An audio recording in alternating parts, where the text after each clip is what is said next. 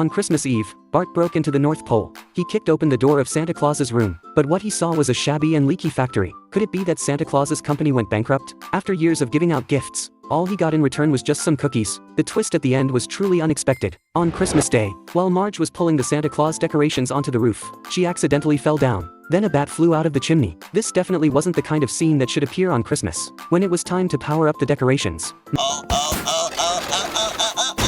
Marge asked Lisa curiously what she was doing. Lisa, however, said that she hated Christmas, because every time Christmas came around, a tree would be cut down, and then decorated with colorful lights. She thought it was meaningless. Marge was worried that Lisa would ruin her gingerbread house. Homer joked that 3 gingerbread men had already sacrificed while building this mansion, and also teased that one of the gingerbread men's foot needed to be amputated, and then they had to deal with the eyewitnesses. That night, Bart decided not to go to sleep. He was going to sit in the living room and wait for Santa Claus to come, so that he could question him about why he never gave him the dirt bike he wanted, and always gave him toys that he didn't like, and that were easy to break. Marge said that Bart actually wanted those gifts, but Bart wouldn't listen. So Marge went back to her room to rest. In the middle of the night, several flashes of light passed by. Bart opened the door and found a train heading to the North Pole. After the train successfully arrived at the toy factory in the North Pole, Bart asked the staff where Santa Claus was. The staff told him that, with his current abilities, he wasn't qualified to meet Santa Claus, and needed to start from an entry-level job. With his intelligence and ingenuity, Bart quickly finished his work,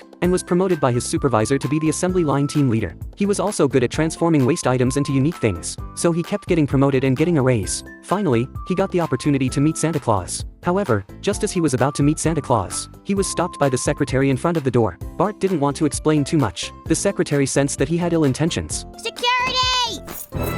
Bart calmly turned up the temperature and kicked open the door, and finally saw the Santa Claus he had been longing to see. He originally wanted to confront Santa Claus angrily, but as he looked around, he found that Santa Claus's financial situation seemed really bad. The factory walls were shabby, and the ceiling was leaking. Santa Claus explained that the reason he didn't give Bart the toys he wanted was because the company had gone bankrupt. Over the years, he had been giving out gifts for free, but all he received in return were just cookies. Now the company couldn't keep going. Seeing that Santa Claus was pitiful, Bart decided to forgive him. Thanks, kid. Now you better head home. And after Bart closed the door, Santa Claus had a new change.